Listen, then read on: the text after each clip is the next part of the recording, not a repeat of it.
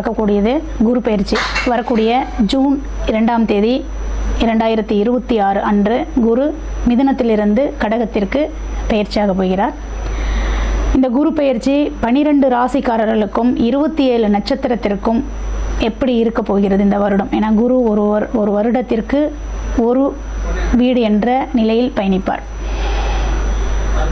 அவர் பார்க்கும் பொழுது மிதுனத்திலிருந்து கடகத்திற்கு ஒரு வருட காலங்கள் குரு அங்கே தான் இருக்க போகிறாரு. அந்த குரு 12 ராசிக்கும் 27 நட்சத்திரத்திற்கும் உரிய பலாபலனை தரப்போகிறாரு. எப்பயுமே குரு நின்ன வீட்டை கெடுப்பார் அப்படிங்கிற ஒரு பழமொழி இருக்குது. குரு பார்த்த வீட்டை வளர்ப்பார்.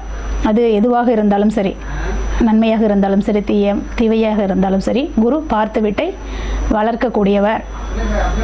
அதனால் இன்றைக்கி குரு பயிற்சியில் நம்ம 12 ராசிக்கும் உரிய நன்மை தீமை பற்றியும் கோவில் பரிகாரங்கள் பற்றியும் தான் பார்க்க போகிறோம். நம்ம குரு பயிற்சியில் இன்றைக்கி இப்போ பார்க்க போகிறது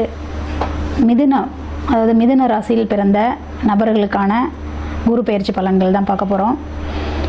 இன்று குரு மிதுனத்தில் தான் இருக்கிறாரு. தன்னோட சொந்த நட்சத்திரமான புனர்பூசத்தில் தான் பயணிக்கிறாரு. எப்பயுமே எந்த ஒரு கிரகமும் தன்னோட சொந்த நட்சத்திரத்தில் இருப்பது ரொம்ப வலிமை. அப்போ மிதுனத்தில் பார்த்திங்கன்னா 3 ராசிகளை கொண்டது தான் மிதுன ராசி. அதில் மிருகசீரிடம் 2ஆம் பாதமும் 3ஆம் பாதமும் இருக்கிறது. அதே போல் பார்த்திங்கன்னா திருவாதிரை அப்படிங்கிற ஒரு நட்சத்திரம் முழு நட்சத்திரமாகவும், புனர்பூசம் என்பது 3 பாதங்களை கொண்ட நட்சத்திரமாகவும் இருக்கிறது. அடுத்தபடியாக மிதுனத்திலிருந்து மீண்டும் குரு தன்னோட சொந்த நட்சத்திரமான புனர்பூசம் 4ஆம் பாதத்தில் தான் பயணிக்க போகிறாரு. அப்போ இந்த மிதுன ராசியில் பிறந்தவர்களுக்கெல்லாம் இந்த வருட குரு பயிற்சி எப்படி இருக்க போகுது? நல்ல பலனை தருமா அப்படின்னா கட்டாயம் நல்ல பலனை தருங்க. ஏன்னா மிதுன ராசியில் பிறந்தவர்கள் இந்த வருடம் கொடுத்து வைத்தவர்கள். ஏன்னா இந்த மிதுனத்தில் பிறந்தவர்களுக்கு பார்த்திங்கன்னா குரு காலபுருஷ தத்துவத்திற்கு 7-10 குடையவர். 7ஆம் இடம் என்பது ஒரு மாங்கல்யத்தை, அதாவது கணவன் புதிய உறவை குறிக்கக்கூடிய இடம். 7ஆம் இடம் என்பது தான் கலத்திரம். அப்போ மிதுன ராசியில் பிறந்தவர்கள் இன்றைக்கு வரையில் எனக்கு திருமணம் இல்லைங்கிறவங்களுக்கு எல்லாமே கட்டாயம் புதிய வரவு, அதாவது தன்னோட 2ஆம் இடமான கடகத்திற்கு பயணிக்கிறார் குரு. மிதுனத்திற்கு 2ஆம் இடமாக கடகமும், 7ஆம் இடமாக தனுர் வீடும், 10ஆம் இடமாக மீனமும் வரும். அப்போ 7-10 கொண்ட குரு 2இல் பயணிக்க போகிறார். உச்ச நிலையில் பயணிக்க போகிறார். அப்போ இந்த வருடம் எப்படி இருக்குன்னா, கல்யாண திருமணம் இல்லை, ரொம்ப காலமாக பெண் பார்த்துட்ருக்கோங்க அப்படிங்கிறவங்களுக்கும், அதே சமயத்தில் பெண் பார்க்குறோம், அது கைக்கு கிடைக்குது ஆனால் திரும்பி வேண்டாம் அப்படிங்கிற ஒரு சூழ்நிலையை தவறி போயிட்டே இருக்குது அப்படிங்கிறவங்களுக்கெல்லாம் பார்த்திங்கன்னா இந்த வருடம் நல்ல ஒரு வருடமாக இருக்க போகுது. மிதுன ராசியில் பிறந்தவர்களுக்கு கட்டாயம் திருமணம் என்பது உண்டு. ஏன்னா 7ஆம் இடத்து அதிபதி 2ஆம் இடம் குடும்பஸ்தானத்தில் அமர்கிறார். அப்போ பார்த்திங்கன்னா அந்த குடும்பம் என்பது அமைய பெறப்போகிற ராசியாக இருக்க போகிறது. அடுத்தபடி மிதுனத்திற்கு 3ஆம் இடம்னு சொல்லக்கூடிய இந்த சிம்ம வீட்டிற்கு குரு 12இல். அப்போ 3ஆம் இடம் அப்படிங்கிறது சிறுதூர பயணத்தையும் இளைய சகோதரத்தையும் குறிக்கக்கூடியது. அப்போ குரு பார்த்திங்கன்னா உச்ச நிலையில் 12ஆம் இடத்தில் அமரும் பொழுது நம்ம கோவிலுங்களுக்காக இந்த வருடம் பார்த்திங்கன்னா புதிய கோவிலுக்கு, யாராவது எங்கேயாவது போய் சுற்றி பார்க்கணும், இந்த கோவிலுக்கெல்லாம் நான் ரொம்ப நாளாக போகணும்னு ஆசைப்படுறேன், என்னால் போக முடியலங்கிறவங்களுக்கெல்லாம் இது ஒரு வாய்ப்பு, சுற்றுப்பயணமாக இருக்கும். கட்டாயம் இந்த வருஷம் நிறைய கோவில்களுக்கு போய் அதை சுற்றி பார்த்துட்டு அதன் பெருமை அருமையெல்லாம் அறிஞ்சிட்டு வர போகிற ராசிக்காரர்னா மிதுன ராசியாக தான் இருக்க போகிறீங்க. அதே போல் சுற்றுப்பயணங்கள் மேற்கொள்ளும் பொழுது கொஞ்சம் கவனமும் தேவை, சரிங்களா? ஏன்னா அது 12இல் உச்சமாக இருந்தாலும் கூட அது 12ஆம் இடம் அப்படிங்கிறது சற்று மருத்துவ செலவை கொடுக்கக்கூடிய இடமாகவும் மாறும். அப்போ கவனம் தேவை. அடுத்தபடியாக பார்த்திங்கன்னா 4ஆம் இடத்திற்கு 11ஆம் இடம். மிதுன ராசிக்கு 4ஆம் இடம் கன்னியாக வரும். அந்த கன்னிக்கு அது 11ஆம் இடத்தில் குரு உச்சம். அப்போ மிதுன ராசியோட தாய்க்கெல்லாம் பார்த்திங்கன்னா இந்த வருஷம் நல்ல ஒரு காலங்க, நல்ல ஒரு லாபம், தொழில் மூலியமாக ஒரு வருமானம் கிடைக்கும். வேலைக்கு போகிறவங்களா இருந்தால் அவங்களுக்கு மன மகிழ்ச்சி உண்டு, ப்ரொமோஷன் உண்டு. ஏன்னா லாபஸ்தானத்தில் போய் குரு உட்கார்றார் தாய் வீட்டுக்கு. அப்போ தாயால் ஜாதகருக்கும் லாபம் உண்டு, குழந்தைகளால் தாய் அவங்களுக்கும் பார்த்திங்கன்னா ஒரு நல்ல பலாபலன் இந்த வருடம் கிடைக்க போகுது. அடுத்தது துலாம் 5ஆம் இடம். இந்த மிதுன வீட்டுக்கு 5ஆம் இடம். குழந்தை இல்லைங்க ரொம்ப நாளாக அப்படின்னா இந்த வருஷம் கட்டாயம் 100% உங்களுக்கு குழந்தை உண்டு. யாரெல்லாம் இதுவரையிலும் குழந்தைக்காக இப்போ திருமணம் முடிஞ்சு 2 வருஷம் ஆகிப்போச்சு, 3 வருஷம் ஆகிப்போச்சு, குழந்தைக்கு வெயிட் பண்ணிகிட்ருக்குறோம் அப்படின்னா புதிய வரவு 5ஆம் இடம். 5ஆம் இடத்துக்கு அதாவது பார்த்திங்கன்னா குரு 7 10க்கு சொந்தக்காரர் 2ஆம் வீட்டில் வந்து அமர்றாரு. அப்போ இந்த 5க்கு இந்த 5ஆம் இடம், அதாவது துலாம் வீட்டிற்கு அந்த குரு யாராக வருவாங்கன்னா பாக்கியாதிபதியாக வந்து அமர்றார். பாக்கிய இடத்தில் வந்து அமர்றாரு. அப்போ எவ்வளோ ஒரு நல்ல ஒரு பலாபலனை அது கொடுக்க போகுது. அதே போல் வந்து பார்த்திங்கன்னா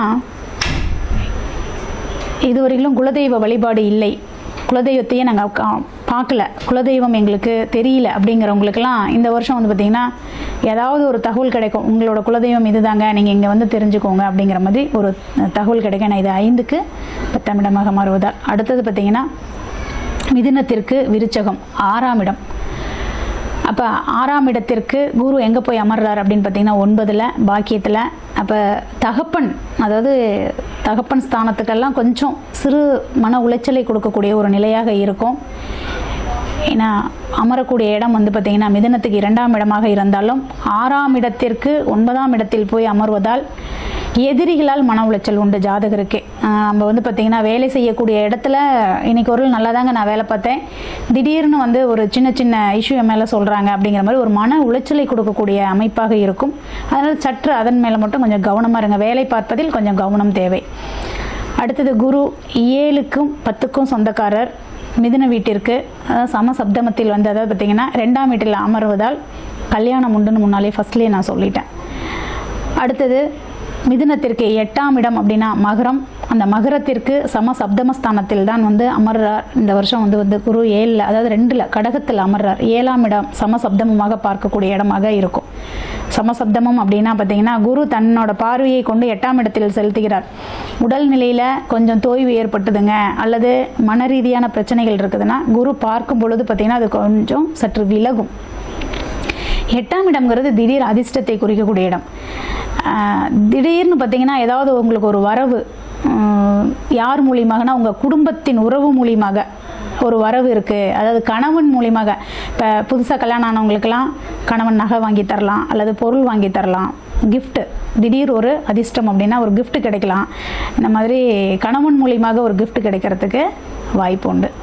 அடுத்தது மிதுன ராசிக்கு கும்பம் அப்படின்னு பார்த்திங்கன்னா 9ஆம் இடம் பாக்கியாதிபதியோட வீடு இது. ஆனால் பாக்கியாதிபதி வீட்டிற்கு குரு 6ல் போய் மறைகிறாரு. அந்த உச்ச குருவோட பலன் எப்படி இருக்குன்னா தகப்பனுக்கு உடல் உபாதைகளும், அதே போல தகப்பனுக்கு வந்து பார்த்திங்கன்னா வேலையில் சிறு சிறு துன்பங்களும் கொடுக்கக்கூடிய ஒரு அமைப்பாக மன உளைச்சல்கள் அதிகமாக இருக்கக்கூடிய நிலையும் கொடுக்கும். அப்போ மிதுன ராசியோட நட்சத்திரத்தில் பிறந்தவர்களோட தகப்பன் அப்படிங்கிற அவங்க உறவுக்கு அவங்களுக்கு கொஞ்சம் முக்கியத்துவம் கொடுங்க. அவங்களுக்கு நீங்கள் எந்த ஒரு இடத்துலையும் டென்ஷன் ஆகாதீங்க, கவனமாக இருங்க அப்படின்னு சொல்லுங்கள். வேலையில் ரொம்ப கவனமாக இருக்க சொல்லுங்கள். இதுதான் அவங்களுக்கான இது. அடுத்தது வந்து பார்த்திங்கன்னா 10ஆம் இடம் மீனம். 10ஆம் இடத்திற்கு 5ஆம் இடத்தில் வந்து அமர்கிறார். அப்போ வந்து பார்த்திங்கன்னா புதுசாக தொழில் ஆரம்பிக்கலான் இருக்கிறாங்க அப்படின்னா தாராளமாக ஆரம்பிங்க. ஆனால் மிதுன மேக்சிமம் சொல்லும் போது ஜோதிடத்தில் என்ன சொல்லுவாங்கன்னா இந்த உபயராசிகள் யாருமே வந்து தொழில் அமைக்காதீங்கன்னு சொல்லுவாங்க. அப்படிலாம் இல்லை. உங்களுக்கு உங்கள் ஜாதக ரீதியாக கிரகங்களோட சஞ்சாரங்கள் நல்லா இருந்ததுன்னா நீங்கள் தாராளமாக தொழில் அமைக்கலாம். இந்த வருஷம் வந்து பார்த்திங்கன்னா 10ஆம் இடத்தில் சொந்த வீட்டிற்கான குரு வந்து கடக வீட்டில் உச்ச நிலையில் இருக்க போகிறாரு. உங்களுக்கு தொழில் மூலியமாக நல்ல வருமானம் உண்டு. அதே சமயத்தில் பூர்வீக சொத்து இன்றைக்கு வரையில் ஏதாவது பிரச்சனைகள் இருந்தால் அது உங்களுக்கு கை கொடுக்கும். குலதெய்வ வழிபாடு நல்ல ஒரு நிலையை காட்டும். அடுத்தபடியாக பார்த்திங்கன்னா திடீர்னு இன்றைக்கு வரலும் நல்ல வேலை, நான் வேலைக்கு போயிட்டுருக்கேன் ஆனால் இன்னும் ஒரு போஸ்டிங், இன்னும் ஒரு உயர் பதவி எனக்கு கிடைக்குமா அப்படின்னா கட்டாயம் இந்த காலகட்டம் உங்களுக்கு உயர் பதவிக்கான ஒரு நிலைப்பாட்டை கொடுக்கும். புத்திசாலித்தனத்தால் நீங்கள் தொழிலை வந்து ஆரம்பிப்பீங்க. முதலீடுங்கிறதே பணத்தை போட்டு நீங்கள் தொழில் செய்ய மாட்டீங்க, உங்களோட புத்திசாலித்தனத்தை போட்டு அதன் மூலிமா லாபம் பார்க்கலாமா அப்படின்னு உங்கள் மனசுக்குள்ளெல்லாம் போயிட்டுருக்கோம். கட்டாயம் நீங்கள் அந்த மாதிரி செய்யும் பொழுது உங்களுக்கு அது ஒரு லாபகரமாக தான் அமையும். அடுத்தபடியாக 11ஆம் வீட்டிற்கு 4ஆம் வீட்டில் குரு உச்சம், அதாவது மேஷத்திற்கு. அப்போ 11ஆம் இடம் என்பது எப்பயுமே லாப வீடு. இதுவரையிலும் வீடு வாங்கணுங்க அப்படின்னு ஆசைப்பட்றேன்னா தாராளமாக நீங்கள் வீடு வாங்கலாம். சொத்து எனக்கு என் பேரில் மாற்றி ஏதாவது வருமானா உங்கள் பேரில் சொத்து மாதிரி வரும். வண்டி வாங்கலான் இருக்கிறேங்க, வாங்கலாமான்னா உங்களுக்கு அது நல்ல கை கொடுக்கும்.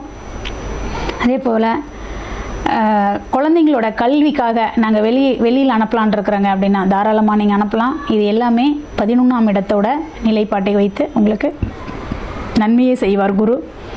அதே போல் 12ஆம் வீட்டிற்கு, அதாவது ரிஷபம் என்பது மிதுனத்திற்கு 12ஆம் வீடு, அந்த 12ஆம் வீட்டிற்கு குரு வந்து 3ல் அமர்றாரு. அப்போ பார்த்திங்கன்னா சிறு தூர பயணங்கள் மேற்கொள்ளும் பொழுது கவனமாக மேற்கொள்ளுங்கள், அவ்வளோதான். மற்றபடி வேறு எந்த ஒரு இதுவும் மிதுன ராசிக்காரர்களுக்கு எந்த ஒரு தங்கு தடையும் இல்லாமல் இந்த வருடங்கள் சிறப்பாகவே இருக்கும். சிறு தூர பயணங்கள் மேற்கொள்ளும் பொழுது வந்து பார்த்திங்கன்னா கவனம் மட்டும் இல்லை, நீங்கள் செல்லும் பொழுது நாள் கிழமை பார்த்து செல்லுங்கள். அதுதான் உங்களுக்கு நல்ல ஒரு பலாபலனையும் கொடுக்கும். இது உங்களுக்கு எல்லாத்துக்குமே ஒரு பயனுள்ள தகவலாக இருக்கும்னு நான் நினைக்கிறேன்.